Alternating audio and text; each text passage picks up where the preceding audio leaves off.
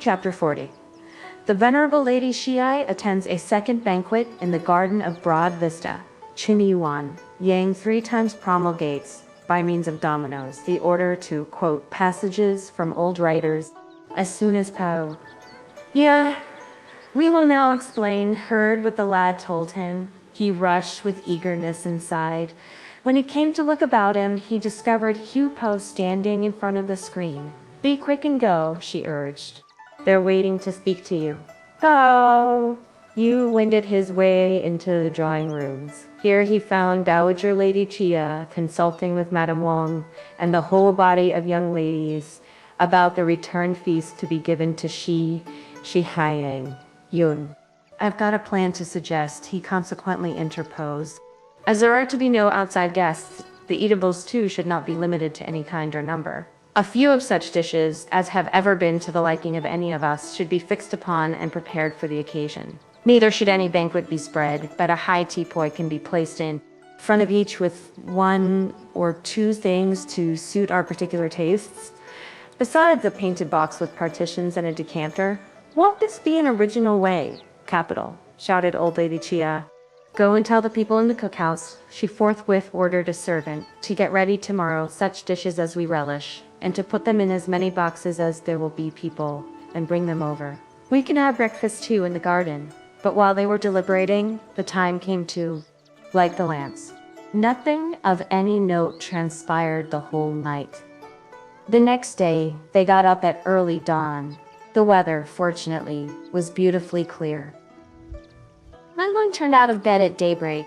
She was engaged in watching the old matrons and servant girls sweeping the fallen leaves, rubbing the tables and chairs, and preparing the tea and wine vessels when she perceived Feng Error, Usher, and old Goody Liu and Pan Error. You're very busy, our senior lady, they said. I told you that you wouldn't manage to start yesterday. Lai Wan smiled, but you were in a hurry to get away. You were the old lady, Goody Liu replied laughingly, wouldn't let me go. She wanted me to enjoy myself too for a day before I went. Feng Error then produced several large and small keys. Our Mistress Lion says, she remarked, that she fears that the high teapoys which are out are not enough, and she thinks it would be as well to open the loft and take out those that are put away and use them for a day. Our lady should really have come and seen to it in person, but as she has something to tell Madame Wang, she begs your ladyship to open the place and get a few servants to bring them out.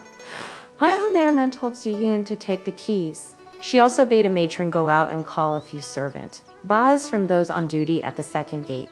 When they came, Li Wan remained in the lower story of the Taoquan loft, and looking up, she ordered the servants to go and open the Chu Chen hall, and to bring the teapoys one by one. The young servant, lads, matrons, and servant maids then set to work in a body, and carried down over 20 of them. Be careful with them, shouted Lai Wan. Don't be bustling about just as if you were being pursued by ghosts. Mind you don't break the tenons. Turning her head around, old dame, she observed, addressing herself smilingly to Goody Liu. Go upstairs too and have a look. Old Goody Liu was longing to satisfy her curiosity, so at the bare mention of the permission, she uttered just one word, come, and dragging Pan Air along, she trudged up the stairs. On her arrival inside, she espied, pile upon pile, a whole heap of screens, tables, and chairs, painted lanterns of different sizes, and other similar articles. She could not, it is true, make out the use of the various things, but at the sight of so many colors, of such finery, and of the unusual beauty of each article, she muttered time after time the name of Buddha, and then forthwith wended her way downstairs. Subsequently, the servants locked the doors, and every one of them came down. I fancy, cried Lai Wan, that our dowager lady will feel disposed to go on the water, so you better also get the poles, oars, and awnings for the boats, and keep them in readiness. The servants expressed their obedience. Once more, they unlocked the doors and carried down everything required. She then bade a lad notify the boatwomen go to the dock and punt out 2 boats. But while all this bustle was going on, they discovered that Dowager Lady Chia had already arrived at the head of a whole company of people. Lai Wan promptly went up to greet them. "Dear venerable senior," she smiled, "you must be in good spirits to have come in here. Imagining that you hadn't as yet combed your hair, I just plucked a few chrysanthemums meaning to send them to you." While she spoke, Tai-yü at once presented to her a jadeite tray of the size of a lotus leaf containing twigs cut from every species of chrysanthemum. Old Lady Chia selected a cluster of deep red and pinned it in her hair about her temples. But turning round, she noticed old Goody Leah. "Come over here," she vehemently cried with a smile, "and put on a few flowers." Scarcely was this remark concluded than Lady Feng dragged Goody Liu forward. "Let me deck you up," she laughed. With these words, she seized a whole plate full of flowers and stuck them 3 this way, 4 that way, all over her head. Old Lady Chia and the whole party were greatly amused, so much so that they could not check themselves. "I wonder," shouted Goody Liu, smiling, "what blessings I have brought upon my head that such honors are conferred upon it today. Don't you yet pull them away." They all laughed and chucked them in her face. "She has got you up in such a way as to make a regular old elf of you. I'm an old hag, I admit," Goody Liu pursued with a laugh. "But when I was young, I too was pretty and fond of flowers and powder. But the best thing I can do now is to keep to such fineries as befit my advanced age." While they banded words, they reached the Hen Feng Pavilion. The waiting-maids brought a large embroidered rug and spread it over the planks of the divan near the balustrade. On this rug, Dowager Lady Chia sat with her back leaning against the railing and inviting Goody Liu to also take a seat next to her. "Is this garden nice or not?" she asked her. Old Goody Liu invoked Buddha several times. "We country people," she rejoined, "do invariably come at the close of each year into the city and buy pictures and stick them about. And frequently do we find ourselves in our leisure moments wondering how we too could manage to get into the pictures and walk about the scenes they represent." I presume that those pictures were purely and simply fictitious, for how could there be any such places in reality? But, contrary to my expectations, I found as soon as I entered this garden today and had a look about it, that it was, after all, 100 times better than these very pictures. But if only I could get someone to make me a sketch of this garden to take home with me and let them see it, so that when we die, we may have reaped some benefit. Upon catching the wish she expressed, Dowager Lady Chia pointed at Hasi-chun. "Look at that young granddaughter of mine," she smiled. "She's got the knack of drawing. So what do you say to my asking her tomorrow to make a picture for you?" This suggestion filled Goody Liu with enthusiasm, and speedily crossing over, she clasped Sai-chun in her arms. "My dear miss," she cried, so young in years, and yet so pretty, and so accomplished too. "Mightn't you be a spirit come to life?" After old Lady Chia had had a little rest, she in person took Goody Liu and showed her everything there was to be seen. First, they visited the Ashiao Siang Lodge. The moment they stepped into the entrance, a narrow avenue flanked on either side with kingfisher, like green bamboos, met their gaze. The earth below was turfed all over with moss. In the center extended a tortuous road paved with pebbles. Goody Liu left Dowager Lady Chia and the party walk on the raised road, while she herself stepped on the earth. A hupo tugged at her. "Come up, old dame, and walk here," she exclaimed. "Mind, the fresh moss is slippery, and you might fall." "I don't mind it," answered Goody Liu. "We people are accustomed to walking on such slippery things. So young ladies, please proceed, and do look after your embroidered shoes. Don't splash them with mud." But while bent upon talking with those who kept on the raised road, she unawares reached a spot which was actually slippery, and with a sound of Q-tang she tumbled over. The whole company clapped their hands and laughed boisterously. "You young wenches," shouted out Dowager Lady Chia, "don't you yet raise her up, but stand by giggling." This reprimand was still being uttered when Goody Liu had already crawled up. She, too, was highly amused. "Just as my mouth was bragging," she observed, "I got a whack on the lips."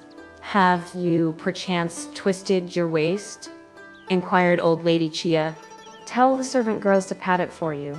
"What an idea!" retorted Goody Liu. "Am I so delicate? What day ever goes by without my tumbling down a couple of times?" And if I had to be patted every time, wouldn't it be dreadful? Sichuan had an early dowager Lady Chia and her Tai with her own hands-covered cup of tea to her period, raised the speckled bamboo portiere. Companions entered and seated themselves. Lin took a small tray and came to present a grandmother. "We won't have any tea," Madame Wang interposed, "so, miss, you needn't pour any." Lion Tai-yü, earring Miss Beta waiting. Maid fetched the chair from under the window where she herself often sat, and moving it to the lower side, she pressed Madame Wang into it. The goody Liu caught sight of the pencils and ink slabs lying on the table, placed next to the window, and aside the bookcase piled up to the utmost with books.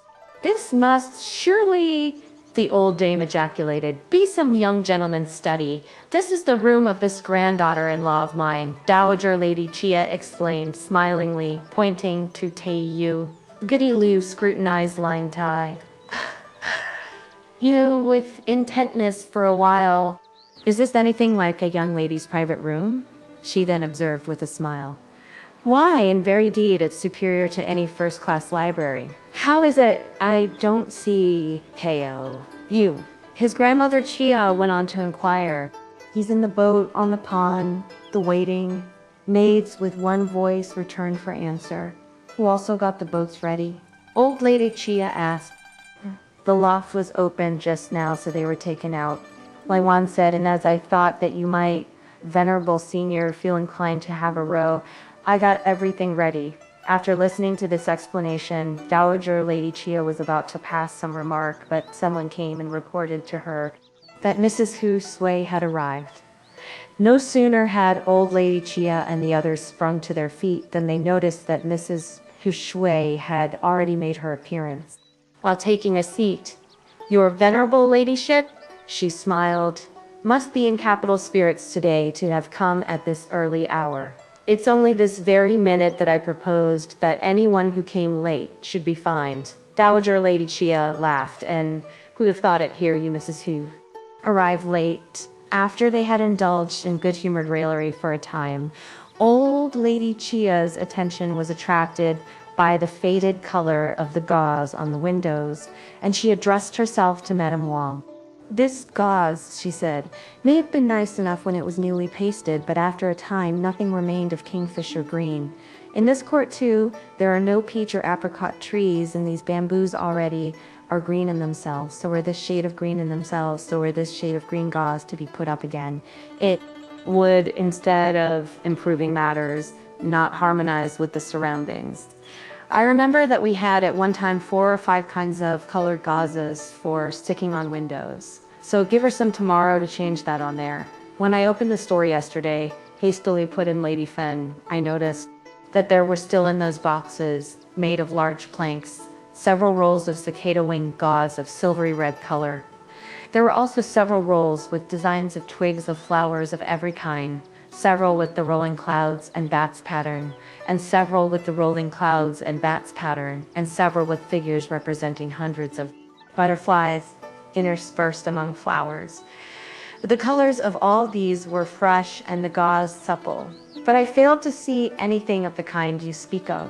Were 2 rolls taken from those I referred to, and a couple of bed covers of embroidered gauze made out of them, they would, I fancy, be a pretty sight. "Sure," laughed old Lady Chia. "Everyone says that there's nothing you haven't gone through and nothing you haven't seen, and don't you even know what this gauze is? Will you again brag by and by after this?" Mrs. Sui and all the others smiled. "She may have gone through a good deal," they remarked, "but how can she ever presume to pit herself against an old lady like you? So why don't you, venerable senior, tell her what it is so that we too may be edified?" Lady Feng too gave a smile. "My dear ancestor," she pleaded, "do tell me what it is like." Dowager Lady Chia thereupon proceeded to enlighten Mrs. Hu Shui and the whole company. "That gauze is older in years than any one of you," she said. "It isn't therefore to be wondered if you make a mistake and take it for cicada wings gauze. But it really bears some resemblance to it, so much so, indeed, that anyone not knowing the difference would imagine it to be the cicada wing gauze. Its true name, however, is soft smoke silk. This is also a nice sounding name, Lady Feng agreed. But up to the age I've reached, I have never heard of any such designation, in spite of the many hundreds of specimens of gauzes and silks I've seen. How long can you have lived? Old Lady Chia added smilingly, and how many kinds of things can you have met that you indulge in this tall top of this soft smoke silk? There only exist 4 kinds of colors. The one is red-blue, the other is russet, the other is russet, the other pine green, the other silvery red, and it's because when made into curtains or stuck on window frames, it looks from far like smoke or mist that it is called soft smoke silk. The silvery red is also called russet shadows gauze. Among the gauzes used in the present day, in the palace above, there are none so supple and rich, light and closely woven as this. Not to speak of that girl Fang, not having seen it, Mrs. Slay laughed. Why, even I have never so much as heard anything of it. While the conversation proceeded in this strain, Lady Feng soon directed a servant to fetch a roll. Now, isn't this the kind? Dowager Lady Chia exclaimed. At first, we simply had it stuck on the window frames, but we subsequently used it for covers and curtains just for a trial, and really they were splendid. So you had better tomorrow try and find several rolls, and take some of the silvery red one and have it fixed on the windows for her. While Lady Feng promised to attend to her commission, the party scrutinized it and unanimously extolled it with effusion. Old Goody Liu Chu strained her eyes and examined it, and her lips incessantly muttered Buddha's name. We couldn't, she ventured, afford to make clothes of such stuff, much though we may long to do so. And won't it be a pity to use it for sticking on windows? But it doesn't, after all, look well when made into clothes, Old Lady Chai explained. Lady Feng hastily pulled out the lapel of the deep red brocaded gauze jacket she had on, and facing Dowager Lady Chia and Mrs. Hushu, look at this jacket of mine, she remarked. This is also of first-rate quality, Old Lady Chia and Mrs. Su rejoined. This is nowadays made in the palace for imperial use, but it can't possibly come up to this. It's such thin stuff, Lady Feng observed, and do you still say that it was made in the palace for imperial use? Why, it doesn't in fact compare favorably with even this, which is worn by officials. We'd better search again, Old Lady Chia urged. I believe there must be more of it. If there be, bring it all out and give this old relative Liu a couple of rolls. Should there be any red, blue, I'll make a curtain to hang up. What remains can be matched with some lining and cut into a few double waistcoats for the waiting maids to wear. It would be sheer waste to keep these things, as they will be spoilt by the damp. Lady Feng vehemently acquiesced, after which she told a servant to take the gauze away. These rooms are so small. Dowager Lady Chia then observed, smiling. We had better go elsewhere for a stroll. Everyone says old Goody Liu put in that big people live in big houses. When I saw yesterday your main apartments, Dowager Lady, with all those large boxes, immense presses, big tables, and spacious beds to match, they did indeed present an imposing sight. Those presses are larger than our whole house. Yeah, loftier too. But strange to say, there were ladders in the back court. They don't also, I thought, go up to the housetops to sun things, so what can they keep those ladders in readiness for? Well, after that, I remembered that they must be required for opening the presses to take out or put in things, and that without those ladders, how could one ever reach that height? But now that I've also seen these small rooms, more luxuriously got up than the large ones, and full of various articles, all so fascinating and hardly even known to me by name, I feel, the more I feast my eyes on them, the more unable to tear myself away from them. There are other things still. Better than this, Lady Feng added. I'll take you to see them all. Saying this, they straightway left the Xiang Lodge. From a distance, they spied a whole crowd of people punting the boats in the lake. As they've got the boats ready, Old Lady Chia proposed, we may as well go and have a row in them. As she uttered this suggestion, they wended their steps along the persicary-covered bank of the Purple Lily Isle. But before reaching the lake, they perceived several matrons advancing that way with large multicolored boxes in their hands, made all alike of twisted wire and inlaid with gold. Lady Feng hastened to inquire of Madame Wang where breakfast was to be served. "Ask our venerable senior," Madame Wang replied, "and let them lay it wherever she pleases." Old Lady Chia overheard her answer, and turning her head round, "Miss Tertia," she said, "take the servants and make them lay breakfast wherever you think best. We'll get into the boats from here." Upon catching her senior's wishes, Lady Feng retraced her footsteps, and accompanied by Li Wan, Tianshun, Yuan Yang, and Qiu Po, she led off the servants, carrying the eatables, and other domestics, and came by the eatables, and other domestics, and came by the nearest way to the Chushuang Library, where they arranged the tables in the Asiatu Sui Hall. We daily say that whenever the gentlemen outside have anything to drink or eat, they invariably have someone who can raise a laugh and whom they can chaff for fun's sake. Yuan Yang smiled, so let's also today get a female family companion. Li Wan, being a person full of kindly feelings, did not fathom the insinuation, though it did not escape her ear. Lady Feng, however, thoroughly understood that she alluded to old Goody Lai.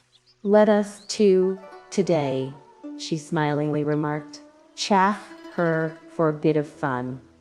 These two then began to mature their plans. "Lai!" One chided them with a smile. "You people," she said, "don't know even how to perform the least good act. But you're not small children anymore, and are you still up to these pranks? Mind, our venerable ancestor might call you to task. That has nothing whatever to do with you." Senior Lady Yuan Yang laughed. "It's my own." "Look out." These words were still on her lips when she saw Dowager Lady Chia and the rest of the company arrive. They each sat where and how they pleased. First and foremost, a waiting maid brought 2 trays of tea. After tea, Lady Feng laid hold of a napkin made of foreign cloth in which were wrapped a handful of blackwood chopsticks encircled with 3 rings of inlaid silver, and distributed them on the tables in the order in which they were placed. "Bring that small hardwood table over," old Lady Chia then exclaimed, "and let our relative Liu sit next to me here." No sooner did the servants hear her order than they hurried to move the table to where she wanted it. Lady Feng, during this interval, made a sign with her eye to Yuan Yang. Yuan Yang there, and then dragged Goody Liu out of the hall and began to impress in a low tone of voice various things on her mind.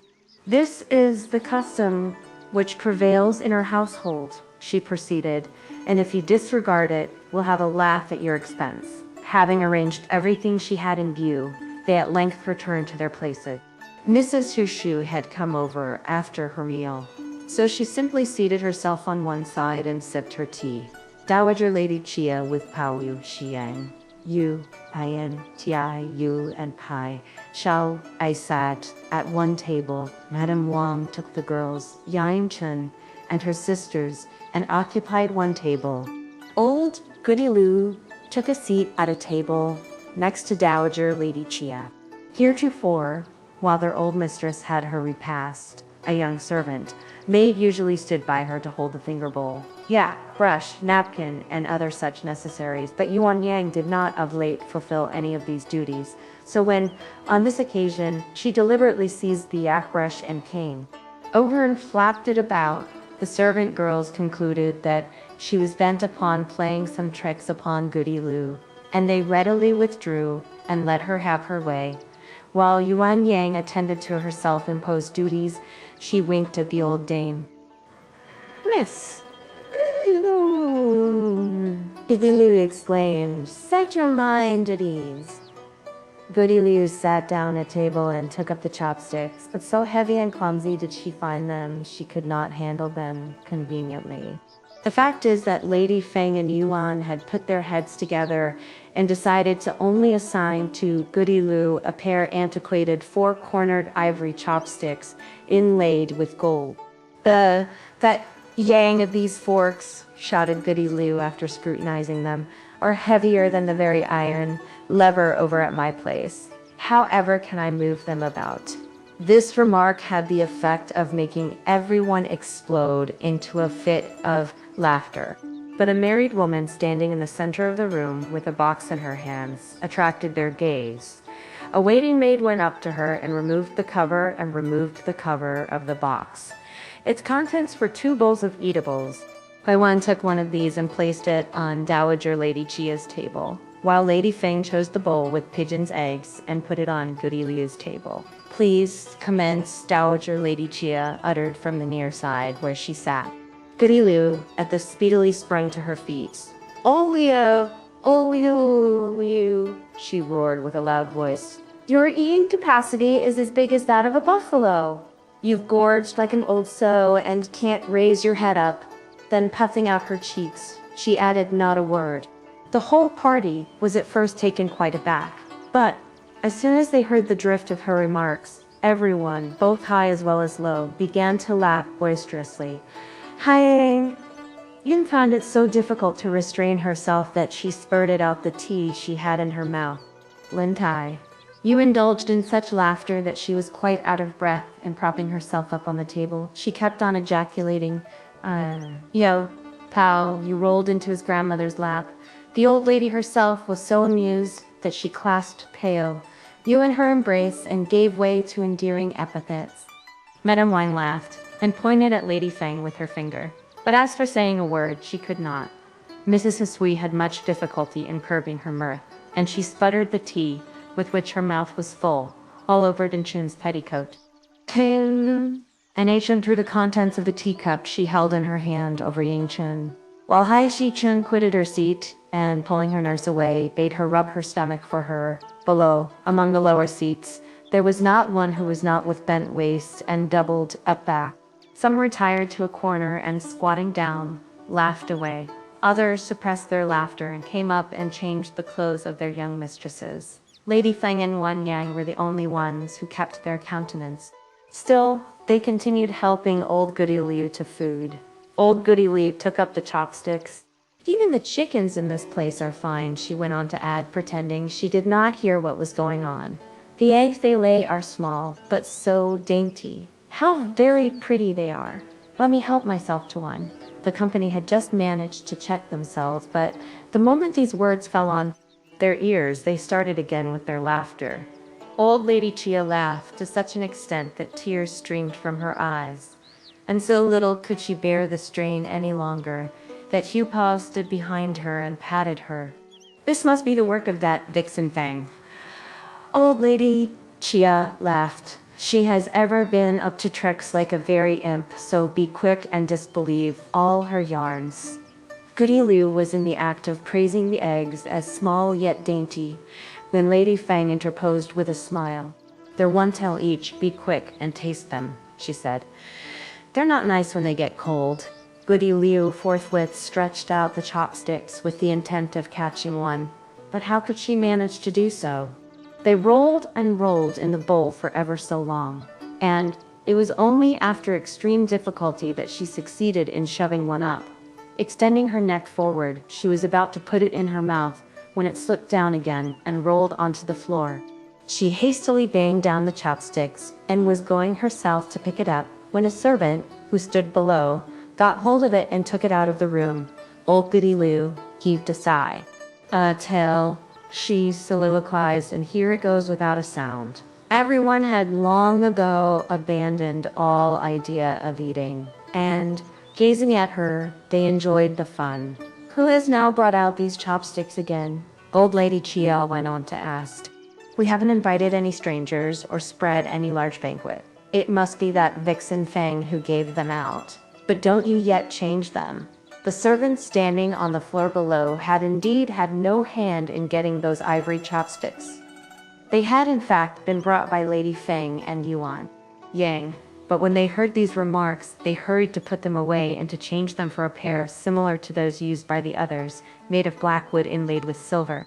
"They've taken away the gold ones," old Goody Liu shouted, "and here come silver ones, but after all, they're not as handy as those we use." "Should there be any poison in the viands," Lady Feng observed, "you can detect it as soon as this silver is dipped into them. If there's poison in such viands as these," old Goody Liu added, "why as of ours must be all arsenic? but though it be the death of me, I'll swallow every morsel." Seeing how amusing the old woman was and with what relish she devoured her food, Dowager Lady Chia took her own dishes and passed them over to her. She then likewise bade an old matron take various viands and put them in a bowl for Pan. But presently, the repast was concluded, and old Lady Chia and all the other inmates adjourned into Tian Chun's bedroom for a chat. The remnants were, meanwhile, cleared away, and fresh tables were laid. Old Goody Liu watched Lai Wan, and putting everything else aside, "Things are done in your mansion. That propriety originates from Lady Feng sit opposite each other and eat." She sighed. "What most takes my fancy is the way it isn't to be wondered at that the adage has at great families." "Don't be too touchy," Lady Feng hastily smiled. "We all made fun of you just now." But barely had she done speaking when Yuan Yang too walked in. "Old Goody Liu," she said laughingly. "Don't be angry. I tender you my apologies, venerable dame." "What are you saying, miss?" Old Goody Liu rejoined, smiling. "We've coaxed our dowager lady to get a little distraction. And what reason is there to be angry? From the very first moment you spoke to me, I knew at once that it was intended to afford merriment to you all. Had I been angry at heart, I wouldn't have gone so far as to say what I did." "Yeah." Then blew up the servants. "Why?" she shouted.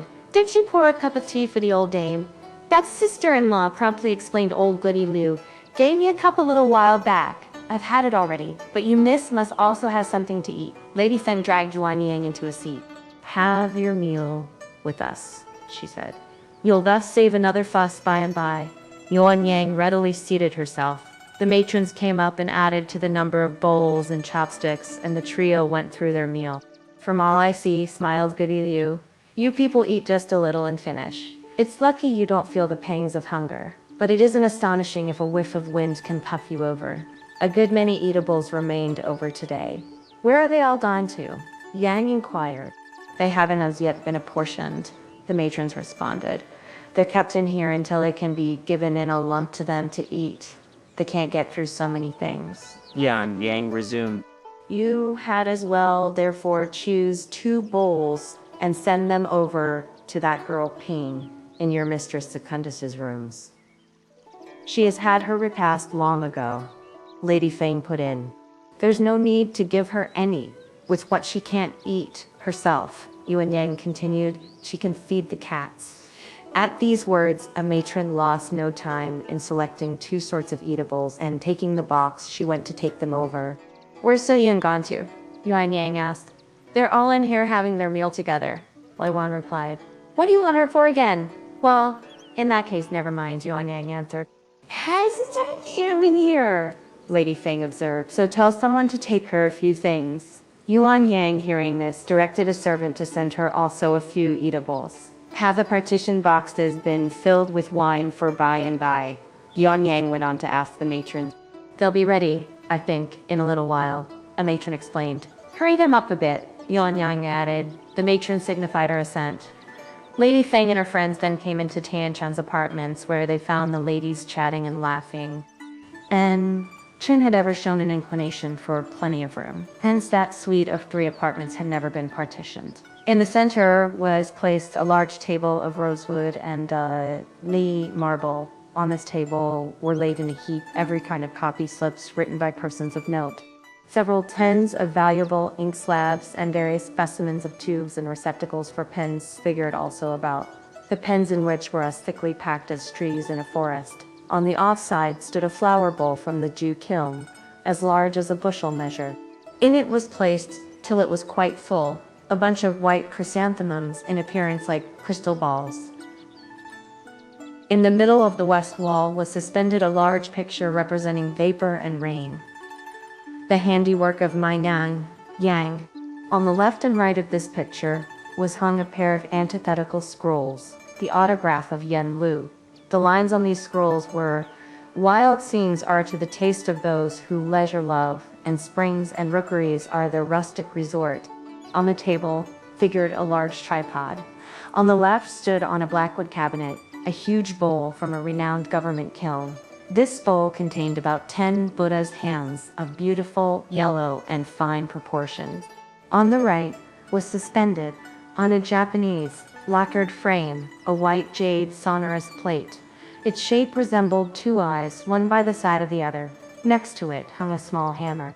Pan-er had become a little more confident and was about to seize the hammer and beat the plate when the waiting maids hastened to prevent him.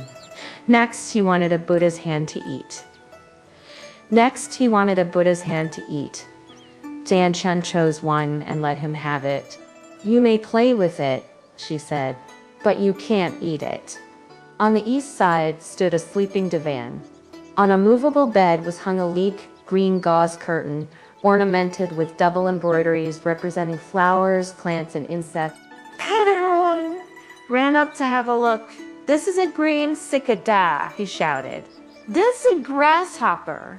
But old Goody Liu promptly gave him a slap. "You mean scamp," she cried. "What an awful rumpus you're kicking up. I simply brought you along with me to look at things. And lo, you put on airs." And she beat Pan-er until he burst out crying. It was only after everyone quickly combined in using their efforts to solace him that he at length desisted. Old Lady Chia then looked through the gauze casement into the back court for some time. "The dryandra trees by the eaves of the covered passage are growing all right," she remarked. "The only thing is that their foliage is rather sparse." But while she passed this remark, a sudden gust of wind swept by, and faintly on her ear fell the strains of music. "In whose house is there a wedding?" Old Lady Chia inquired. "This place must be very near the street. How could one hear what's going on in the street?" Madame Wang and the others smiled. "It's our 12 girls practicing on their wind and string instruments." As they're practicing, Dowager Lady Chia eagerly cried smilingly, "Why not ask them to come in here and practice? They'll be able to have a stroll also, while we on our part will derive some enjoyment." Upon hearing this suggestion, Lady Feng immediately directed a servant to go out and call them in. She further issued orders to bring a table and spread a red cover over it. "Let it be put," Old Lady Chia chimed in fragrance arbor, for the music will borrow ever so much more pleasant to the ear.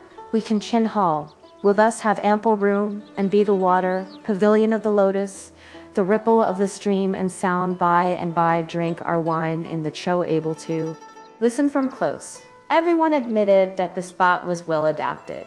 Dowager Lady Chia turned herself towards Mrs. Hishui. "Let's get ahead," she laughed. "The young ladies don't like anyone to come in here, for fear lest their quarters should get contaminated. So don't let us show ourselves disregardful of their wishes. The right thing would be to go and have our wine aboard one of those boats." As she spoke, one and all rose to their feet. They were making their way out when an ancient interposed. "What's this that you're saying?" She smiled. "Please do seat yourselves, venerable senior, and you, Mrs. Hishui and Madame Wang. You can't be going yet. These 3 girls of mine are really nice. There are only 2 mistresses that are simply dreadful." Dowager Lady Chia said smilingly, "When we get drunk shortly, we'll go and sit in their rooms and have a lark." These words evoked laughter from everyone. In a body they quitted the place. But they had not proceeded far before they reached the bank covered with aquatic plants, to which place the boat. Women who had been brought from Kyushu had already punted 2 crabwood boats. Into one of these boats, they helped Old Lady Chia, Madame Wang, Mrs. Hishui, Old Goody Liu, Yuan Yang, and Yue Chuan. Last in order, Lai Wan followed on board. But Lady Feng too stepped in, and standing up on the bow, she insisted upon punting. Dowager Lady Chia, however, remonstrated from her seat in the bottom of the boat. "This isn't a joke," she cried. "We're not on the river, it's true, but there are some very deep places about, so be quick and come in. Do it for my sake. What's there to be afraid of?" Lady Feng laughed. "Compose your mind, worthy ancestor." Saying this, the boat was pushed off with one shove. When it reached the middle of the lake, Lady Feng became nervous, for the craft was small and the occupants many, and hastily handing the pole to a boatwoman, she squatted down at last. Ying Chun, her sisters, their cousins, as well as Pao-yü subsequently got on board the second boat and followed in their track. while the rest of the company, consisting of old nurses and a bevy of waiting maids, kept pace with them along the bank of the stream. All these broken lotus leaves are dreadful. How? You shouted. Why don't you yet tell the servants to pull them off? When was this garden left quiet during all the days of this year? Pow! Shia smiled. Why, people have come day after day to visit it. So was there ever any time to tell the servants to come and clean it? I have the greatest abhorrence, Lin Tai-yü. You chimed in for, is poetical works, but there's only this line in them which I like. Leave the dry lotus leaves so as to hear the patter of the rain. And here you people deliberately mean again not to leave the dry lotus stay where they are. This is indeed a fine line. Pao-yü explained. We mustn't hereafter let them pull them away. While this conversation continued, they reached the shoaly inlet under the flower-laden beach. They felt a coolness from the shady overgrowth penetrate their very bones. The decaying vegetation and the withered aquatic chestnut plants on the sandbank enhanced, to a greater degree, the beauty of the autumn scenery. Dowager Lady Chia at this point observed some spotless rooms on the bank, so spick and so span. Are not these Miss Who's quarters? She asked. Eh? Yes, they are, everybody answered. Old Lady Chia promptly bade them go alongside, and wending their way up the marble steps which seemed to lead to the clouds, they in a body entered the Tai-yü court. Here they felt a peculiar perfume come wafting into their nostrils, for the colder the season got, the greener grew that strange vegetation and those fairy-like creepers. The various plants were laden with seeds, which closely resembled red coral beans as they drooped in lovely clusters. The house, as soon as they put their foot into it, presented the aspect of a snow cave. There was a total absence of every object of ornament. On the table figured merely an earthenware vase in which were placed several chrysanthemums. A few books and teacups were also conspicuous, but no further knickknacks. On the bed was suspended a green gauze curtain, and of equally extreme plainness were the coverlets and mattresses belonging to it. This child, Dowager Lady Chia sighed, is too simple. If you've got nothing to lay about, why not ask your aunt for a few articles? I would never raise any objection. I never thought about them. Your things, of course, have been left at home and have not been brought over, so saying, she told Yuan Yang to go and fetch several brick. Back. She next went on to call Lady Feng to task. She herself wouldn't have them. Lady Feng rejoined. We really sent over a few, but she refused every one of them and returned them. In her home also, smiled Mrs.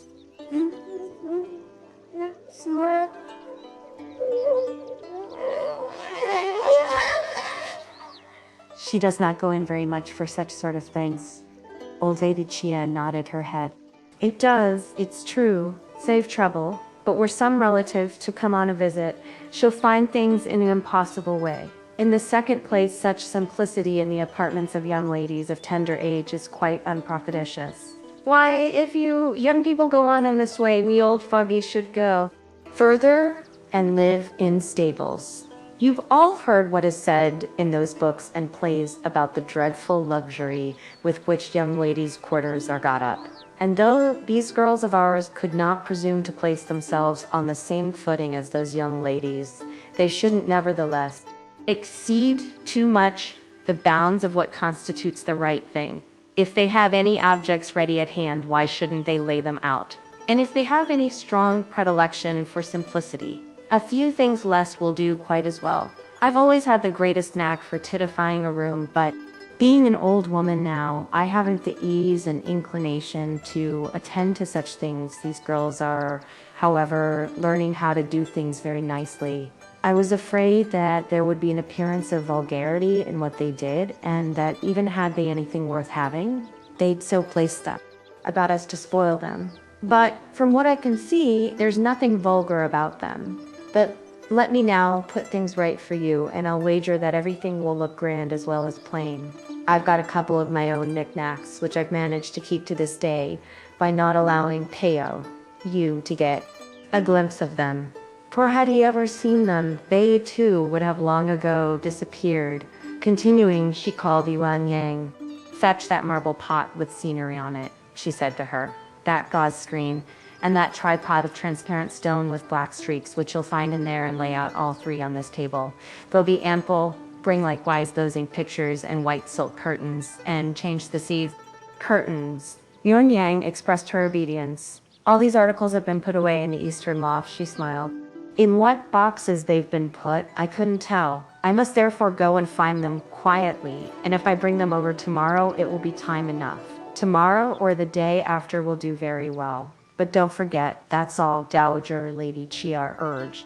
While conversing, they sat for a while. Presently, they left the rooms and repaired straight away into the Cho-Chin Hall, when Quan and the other girls came up and paid their obeisance. They next inquired what songs they were to practice. "You better choose a few pieces to rehearse out of those you know best," old Lady Chia rejoined. When Quan and her companions then withdrew and betook themselves to the Lotus Fragrance Pavilion. "But we will leave them there without further allusion to them." During this while, Lady Feng had already, with the help of servants, got everything in perfect order. On the left and right of the side of honor were placed 2 divans. These divans were completely covered with embroidered covers and fine variegated mats. In front of each divan stood 2 lacquer teapoys, inlaid, some with designs of crab apple flowers, others of plum blossom, some of lotus leaves, others of sunflowers. Some of these teapoys were square, others round. Their shapes were all different. On each was placed a set consisting of a stove and a bottle, also a box with partitions. The 2 divans and 4 teapoys in the place of honor were used by Dowager Lady Chia and Mrs. Sui. The chair and 2 teapoys in the next best place by Madame Wang. The rest of the inmates had, all alike, a chair and a teapoy. On the east side sat old Goody Lee. On the east side sat old Goody Lee, came Madame Wang. On the west was seated Shai Hian Yun. The second place was occupied by Pao-yü, the third by Tai-yü, the fourth by Ying-chun. Tin Achi-chun filled the lower seats, and A-chun filled the lower seats, in their proper order. You sat in the last place. The 2 teapoys assigned to Li Wan and Lady Feng stood within the third line of railings, and beyond the second row of gauze frames. The pattern of the partition boxes corresponded likewise with the pattern on the teapoys. Each inmate had a black decanter with silver inlaid in foreign designs, as well as an ornamented, enameled cup. After they had all occupied the seats assigned to them, Dowager Lady Chia took the initiative and smilingly suggested, "Let's begin by drinking a couple of cups of wine. But we should also have a game of forfeits today. We'll have plenty of fun then. You venerable senior must certainly have a good wine order to impose," Mrs. Husu laughingly observed. "But how could we ever comply with it? But if your aim be to intoxicate us, why, we'll all straightaway drink 1 or 2 cups more than is good for us and finish." Here's Mrs. Husu beginning to be modest again today. Old Lady Chia smiled. "But I expect it's because she looks down upon me as being an old hag." "It isn't modesty," Mrs. Husu replied, smiling. "It's all a dread lest I shouldn't be able to observe the order and thus incur ridicule."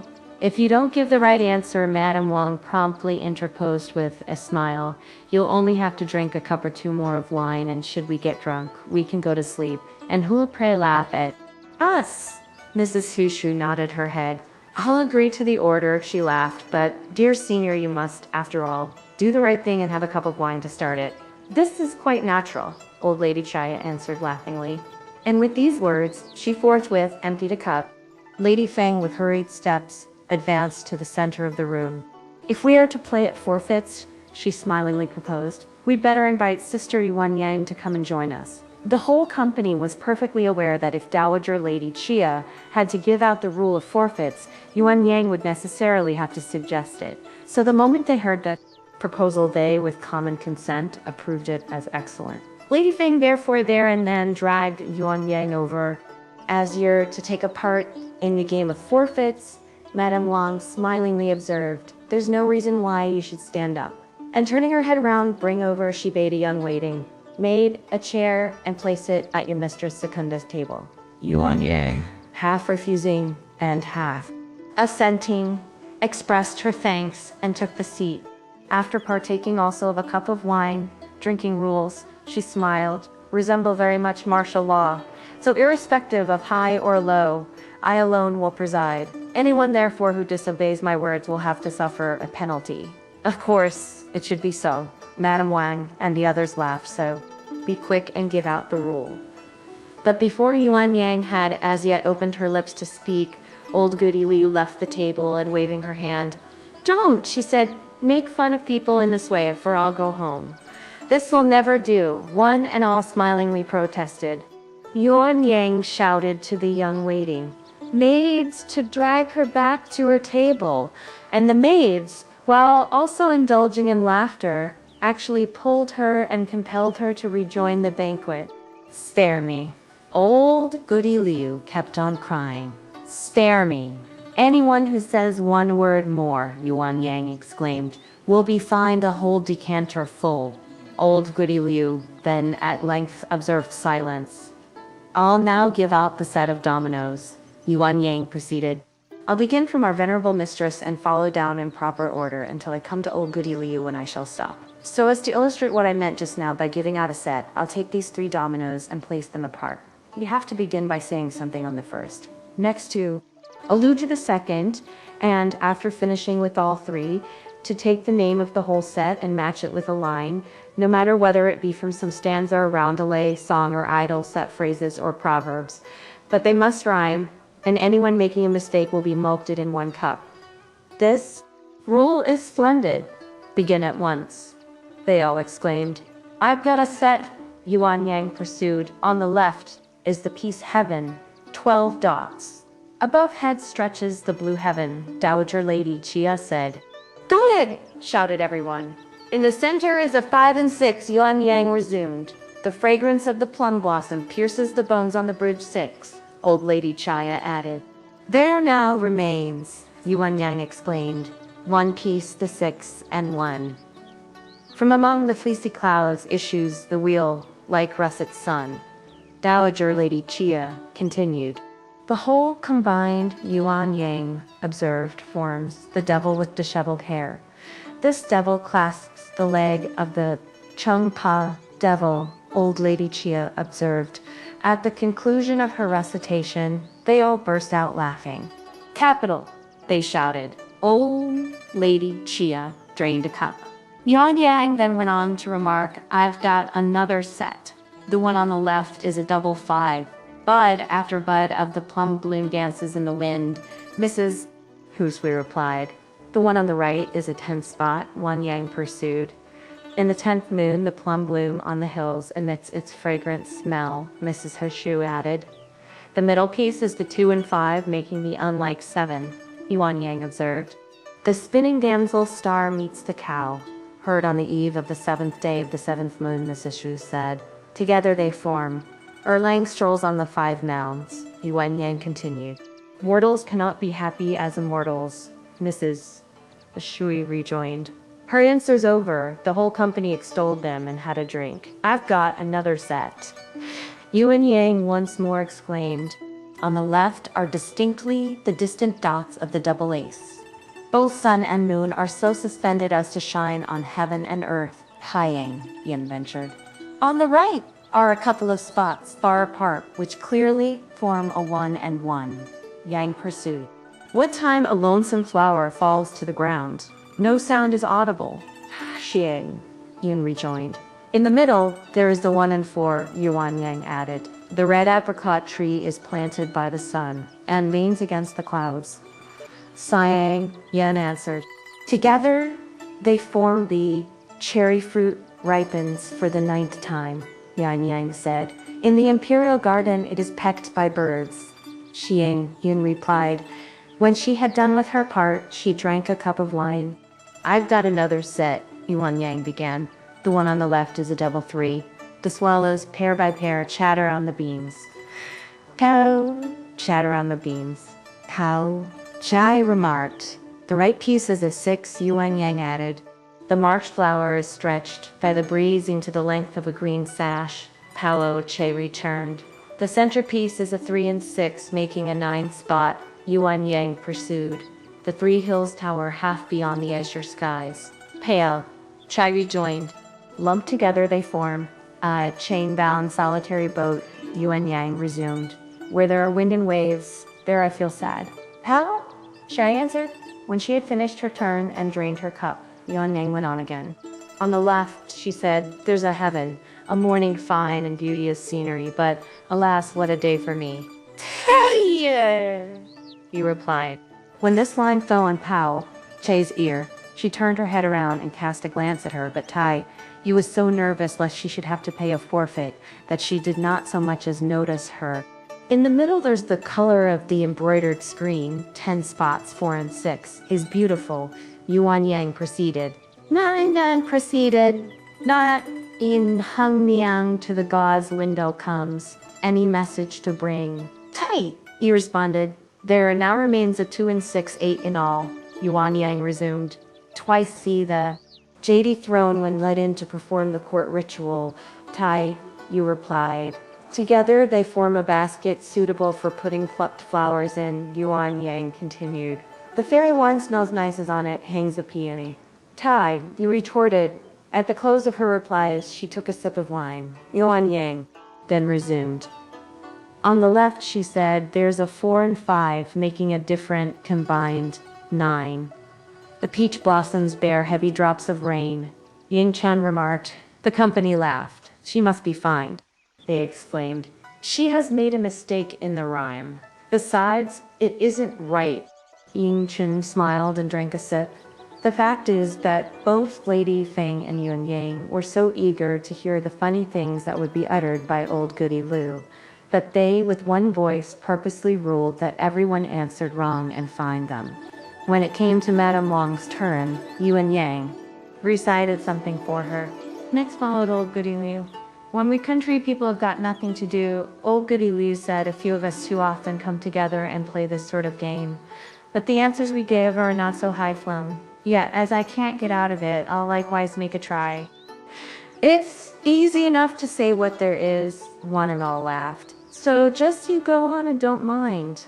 On the left, Yuan Yang smiled. There's a double 4A, man. Goody listened intently after considerable reflection. It's a peasant, she cried. One and all in the room blurted out laughing. Yes. Dowager Lady Chia observed with a laugh, that's the way. All we country people know, old Goody Liu proceeded, also laughing, is just what comes within our own rough and ready wits, so young ladies and ladies, pray don't poke fun at me.